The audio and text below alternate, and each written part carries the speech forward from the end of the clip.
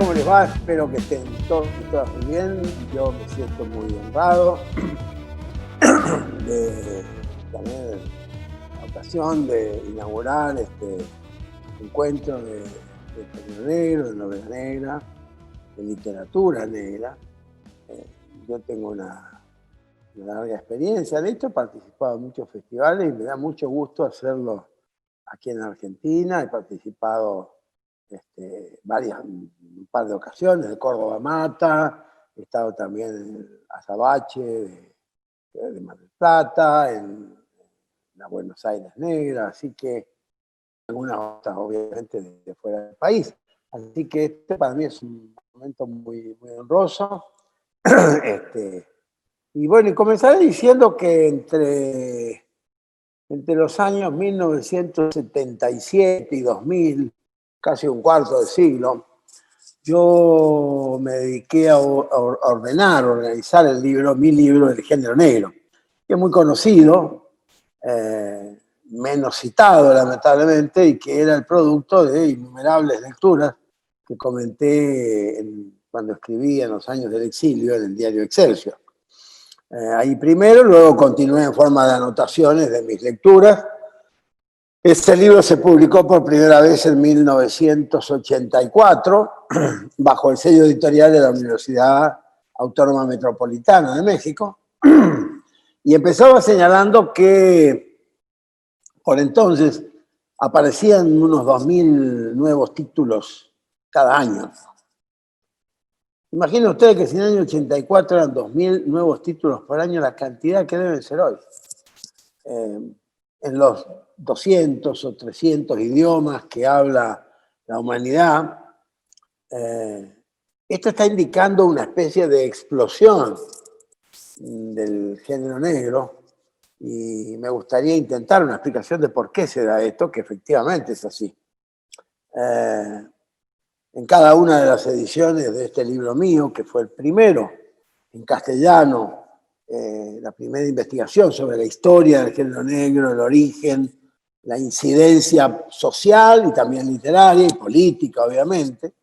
Desde entonces, yo creo que, bueno, en las 8 o 10 ediciones del libro en distintos países, en Argentina la primera edición fue en Córdoba, luego en Buenos Aires, también en España, en México, en Brasil.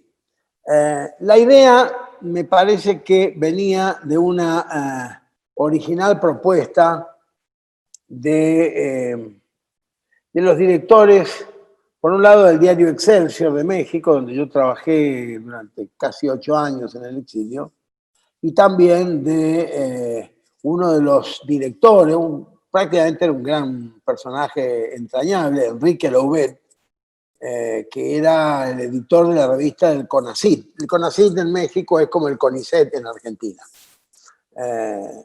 Y me propuso que yo hiciera una investigación sobre el origen mismo del género policial y del negro en particular. Bueno, yo tenía mis lecturas, tenía una colección bastante interesante, y al mismo tiempo, como yo hacía una columna semanal en el diario, me puse a atar cabos y me fui dando cuenta de que en realidad sí había un origen anterior en el género negro norteamericano, y que era casi una relación directa, y que superaba los análisis históricos de la novela policial. Novela policial hubo dicen que hace 2000 años en China ya había novelas policiales, no me consta, pero por lo menos a partir de Gaboriau, de Poe, de Conan Doyle, el siglo XIX es el siglo, digamos, donde se instala la novela policial, que llamamos clásica, pero la novela negra, que empezó en los años 20, hace exactamente un siglo en los Estados Unidos, y que creo que todo el mundo, todos y todas estamos de acuerdo en que el iniciador fue Dashiell Hammett, con esa extraordinaria novela Cosecha Roja, Red Harvest, que es una novela en la que casi sin narrador lo que hay es una acción pura y una violencia callejera extraordinaria. La novela de Hammett tuvo una extraordinaria repercusión y a partir de ahí, bueno, se empezó a hablar de una novela que primero se llamaba de crimen y misterio. El concepto de novela negra vino después. En realidad se dio ya en la entreguerra, creo que fue hasta fines de los años 30, comienzo de los 40, en Francia. El editor y traductor Marcel Duhamel de la editorial Gallimard, que todavía existe, creó la série noire, es decir, la serie negra. Y ahí, digamos, marcó la negritud de este género. Pero cuando a mí me encargaron esto ya se sabía. Lo que se trataba de indagar, y que creo que felizmente pude establecerlo, eran los vínculos que tenía la literatura negra norteamericana contemporánea, es decir, la que iba a partir de Cosecha Roja del año 24 hacia nuestros días, ¿dónde anclaba? Y el anclaje era, evidentemente, primero lo fui descubriendo por identidad y por cercanía textual. Era la literatura del Far West, la literatura del oeste norteamericano, de la conquista del oeste, que es una literatura que fue siempre muy despreciada por las academias norteamericanas, una literatura eminentemente popular, que se publicaba incluso en revistas, se las llamaban las dime magazine. Dime son los 10 centavos de dólar, es decir, era un papel de lo más ordinario, y que llegaron a tener una extraordinaria popularidad. Y donde aparecían todos autores no consagrados, autores nuevos, digamos, autores, autoras, muchos con seudónimos, pero que escribían básicamente cuentos y que establecen una literatura completamente original, narrando episodios del oeste. Entre esos autores, a mí siempre me interesó, yo lo había leído y me interesó mucho, y ahí empecé a darme cuenta de uno, Thane Gray, autor de varias novelas, una de ellas Al oeste del Pecos, que es una maravilla, y otras más. Y también, bueno, una serie de autores, O. Henry, que fue uno de los grandes cuentistas norteamericanos del siglo XIX, podría meterse también ahí a Ambrose Bierce. Es decir, luego aparecen otros menos conocidos, pero que son trascendentes, como Frank Gruber, por ejemplo. Frank Gruber fue uno de los primeros guionistas de Hollywood del cine mudo, que eran películas del oeste. Y eran películas que tenían muchos de los ingredientes que luego vamos a ver repetidos en el género negro. Es decir, el género del oeste tiene todos esos ingredientes que luego recoge el negro, mucho más que la literatura policial clásica de Conan Doyle, o estos autores. En realidad, el género negro, Hammett y quienes lo siguen, anclan mucho más en esta literatura del Far West.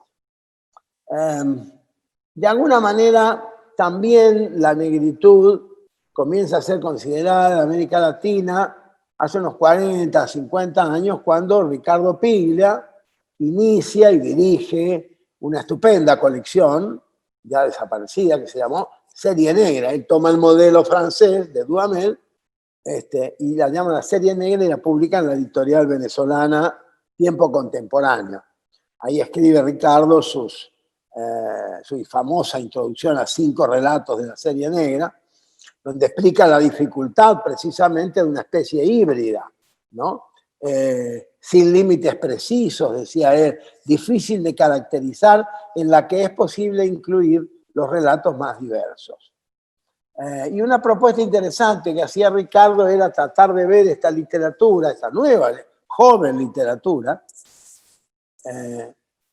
más por lo que no es que por lo que es, decía él.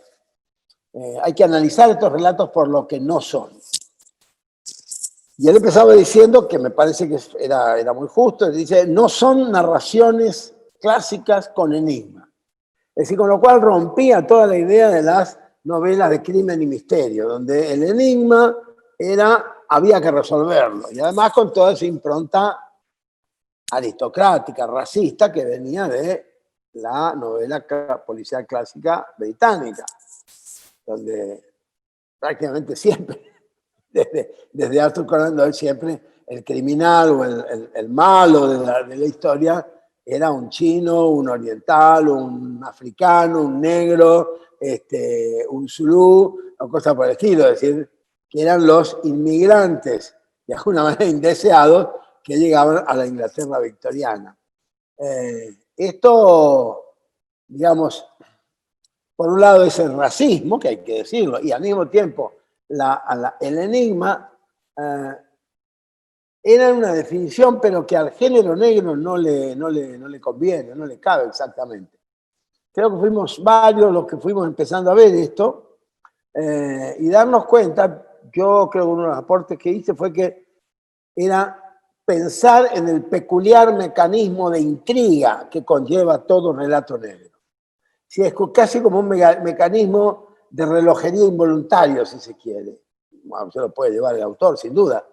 Pero digamos que es lo que va a determinar, digamos, va creando un ambiente realista en el que hay un cierto determinismo social, hay un lenguaje propio, que es brutal, que es descarnado, y sobre todo un lenguaje muy vivo que está en permanente evolución.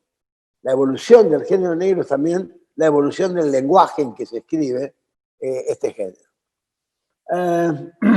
Además, es interesante que en el género negro comienza una etapa, además, de menor extensión de los textos. Las novelas negras originarias son breves. Dashiell Hammett y Cosecha Roja lo es. Casi toda la obra de Hammett es una obra de Alcón Matés, también son obras relativamente, novelas cortas, uno diría. Y también el cuento. Raymond Chandler comienza escribiendo cuentos. El cuento aparece como legitimado, uno de los grandes textos negros de To Have or To Have Not, el tener o no tener de Ernest Hemingway, es un cuento, del cual se ha hecho cine, del cual es un clásico, pero bueno, eso es un cuento. Esto también abría un espacio a las revistas, que eran los vehículos, digamos, en los que se instalaba, en los que estaba el género negro en su inmensa popularidad. Yo diría también que es una literatura, el género negro, que en sus mejores expresiones, yo diría, quema los ojos, es decir, quiebra las reglas temporales de los lectores. Deja de ser una literatura de sillón o de escritorio para convertirse en una pasión lectora. Una de las cosas más notables que tiene nuestro género es que produce desesperación lectora en sus mejores expresiones, ¿se entiende? Pero que son muchas, que es bastante parejo. El mecanismo de intriga y la violencia que va conteniendo, bueno, algo genera, además de un modus narrandi, yo diría, genera un modo de vinculación entre el autor, la autora y los lectores. Esto también tiene que ver con que la literatura nace y alcanza su esplendor en los años 30, 40, es un momento especialmente violento de la sociedad norteamericana, y también de otras sociedades donde empieza a practicarse el género. La Italia mussoliniana, la Francia que termina copada de alguna manera por el nazismo, empiezan a haber autores que tienen, no porque escriban desde la ideología, pero tenían ideología. Estoy pensando en José Giovanni, por ejemplo, para mí es el gran autor francés, él era corso, de la Córcega francesa, y escribía en francés a pesar de su apellido italiano. José Giovanni es uno de los autores para mí más importantes y más interesantes que hay dentro de esta literatura. Y todo esto hacía una literatura que siempre estaba siendo una literatura de emergencia y a la vez de actualidad. Es decir, emergencia y actualidad, ¿por qué? Porque es una literatura que siempre va contando lo que le pasa a la gente. La literatura que entra al barrio y al barrio marginal, es una literatura que entra en los lodazales, es una literatura que muchos de los autores tienen no los pies sobre la tierra, tienen los pies en el barro.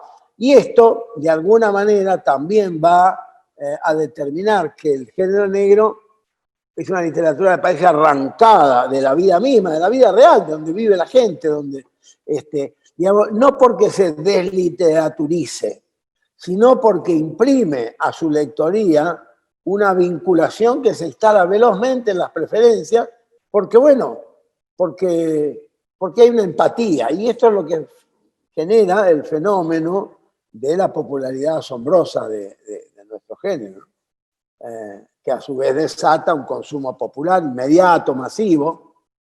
Piensen ustedes que la identificación con argumentos y violencia es lo que le está pasando a la gente casi cotidianamente, diría, ¿no? Y esto también se vinculaba con el Far West, porque fíjense que la primera literatura auténtica popular norteamericana fue la literatura del Far West. Recuerdo un cuento extraordinario que a mí me sorprendió mucho y adoré cuando lo supe. Escribió luego Jorge Luis Borges, considerado como uno de los 5 mejores cuentos que se habían escrito, era de Bret Hart, un cuento que se titula Los barqueros, los bandidos o los proscritos. Creo que la última traducción era Los proscritos de Poker Flat. Es un cuento extraordinario. Tan así que Borges, cuando él organiza una antología, que la publicó, si mal no recuerdo, la publicó Bruguera en su vieja serie Libro Amigo, el libro se llamó Bocetos Californianos. Si alguna vez andan por ahí en librerías de viejos, traten de encontrar Bocetos Californianos de Bret Hart, y es un libro presentado por Borges, donde él declara que esa literatura, es decir, una literatura completamente no canónica, y la canonizaba Borges con su autoridad, ¿no?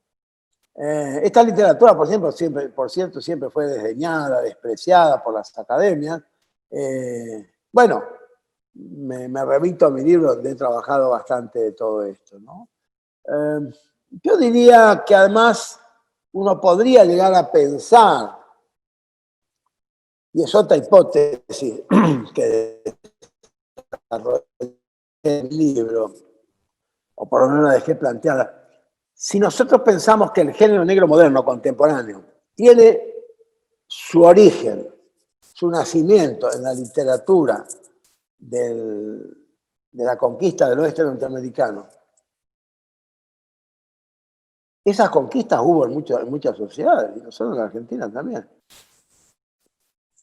Y me atrevo a pensar que el cuento que da inicio a la literatura argentina canónicamente, que hay acuerdo general que ahí nace la narrativa argentina, el cuento de Esteban Echeverría, El Matadero, si uno lo lee, que es de 1837, si uno lo lee teniendo en cuenta esta perspectiva, ese cuento es un cuento negro. Es un cuento negro que anticipa mucho de lo que va a venir después.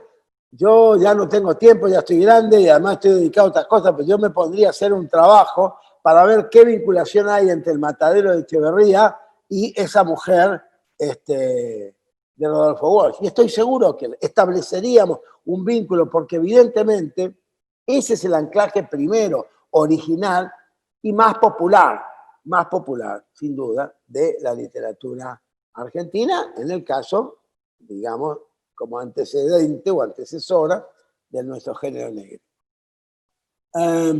La violencia social es una literatura que siempre está tocando la acción de los poderosos sobre los oprimidos, la explotación del trabajo, la corrupción, las mafias, las guerras entre bandas de criminales. Todo eso lo tenemos nosotros. Roberto Alto eso se cansó de escribirlo. Lo escribió Horacio Quiroga. Es decir, nosotros hemos tenido también esto, que nada más que no está, canónicamente se miraba desde otra perspectiva.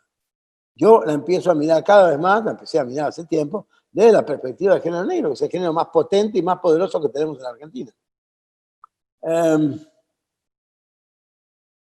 También juega acá el desengaño que produce el capitalismo en las formaciones sociales, que crecen borrachas de guerra, de genocidios, y también en lo más cercano del desempleo masivo, de bajos salarios, profundas crisis económicas. Fíjense que no en vano el género negro norteamericano se se canoniza en gran medida con las novelas de la Gran Depresión de los años 30.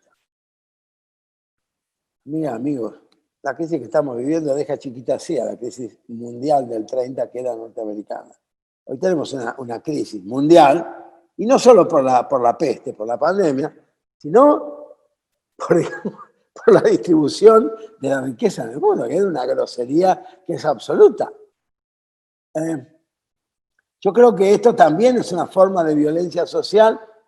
No estoy muy al tanto de la última literatura que esté saliendo hablando de esto, pero pienso sí en muchos textos que tienen como base esto en la Argentina hoy. Estoy pensando en las novelas de Juan Diego Incardona, de Gabriela Cabezón Cámara, algunos textos de Mariana Enrique, de Eugenia Almeida. Es decir, claro que hay eso. Y uno lo lee y los lee como serie negra, alguna cosa de Selva Almada también. Es decir, ¿de qué hablamos cuando estamos hablando de literatura negra, de género negro hoy?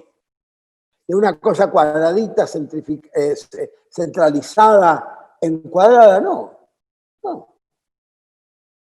Yo he escrito, sí, algunas novelas que algunos estiman en la género negro, como Luna Caliente, o Que solo se quedan los muertos, o El Décimo Infierno. Está muy bien. Pero la verdad es que yo no las escribí. Yo hoy me doy cuenta que no las escribí a conciencia de lo que esas novelas estaban tratando. En algunas la dictadura, en otras la corrupción. El caso claramente de El Décimo Infierno, que es la corrupción menemista, que no se la menciona, no se menciona nada de esto, pero es lo que está en el trasfondo. El barro que se pisa es ese. Y creo que esto pasa en muchos textos, ¿no? Pasó de alguna manera también en los bandos sorianos.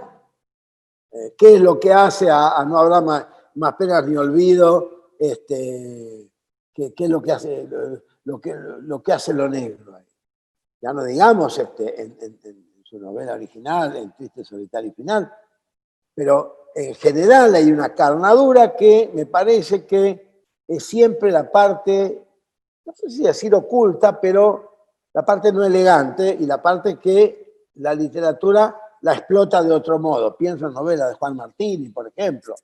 En fin, habría que pensar en las novelas de Fernando López, de su inspector Lecoq, y tantos más, porque realmente sería injusto empezar a mencionar a uno y a otro, pero no puedo olvidarme alguna novela de Guillermo Orsi, las novelas de Miguel Ángel Morfino, que son dos o tres de ellas, por lo menos son emblemáticas, el formoseño Orlando Bambreda, ¿no? Que ganó el premio, creo que fue el último premio MC que se hizo. Sí, son novelas donde digamos, los pies están en la tierra, están en el barro de la sociedad. Y el crimen, el delito, tiene otras características muy renovadas. El delito es parte del paisaje. Y el crimen es un modo de supervivencia y de condena.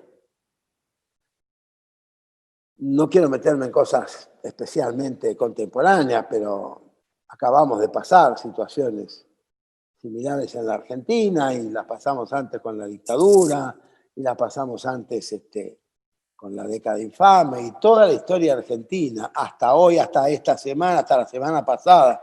Pienso en Entre Ríos, pienso en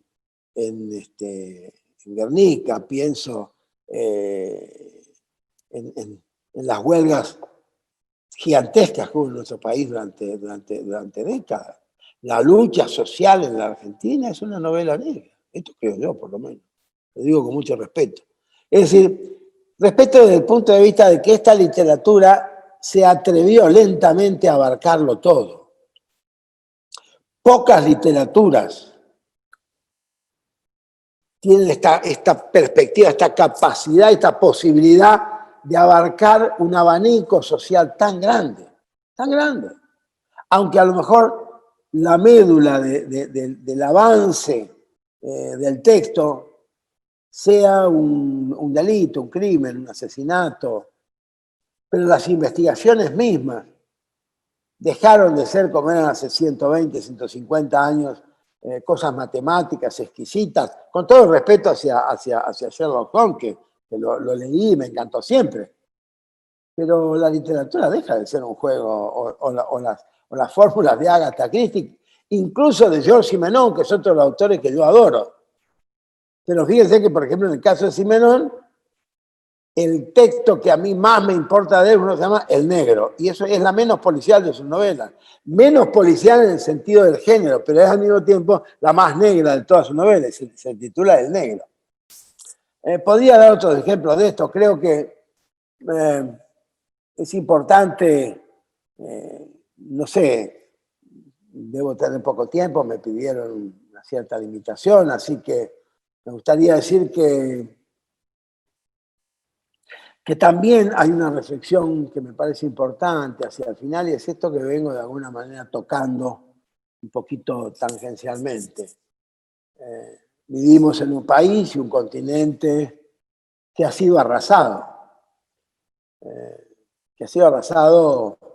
no solo por dictaduras, bestialidades, torturas, sino también en términos sociales. Es decir, gente que a lo mejor no pasó bajo una picana eléctrica, pero la tortura de sus vidas y de su familia ha sido permanente. Lo estamos pasando hoy en la Argentina de la pandemia, donde se logró un triunfo electoral a través de una gran esperanza, una fuerte esperanza, y bueno, nos toca la pandemia, y yo estoy seguro de que va a surgir en la literatura de todo esto. Yo no la estoy escribiendo, no conozco muchos colegas que estén ahí, a lo mejor no lo dice, yo lo digo. Pero va a salir, y esta literatura, yo me permito imaginar que la literatura que va a salir en la pospandemia va a ser una literatura que necesariamente va a combinar todo esto.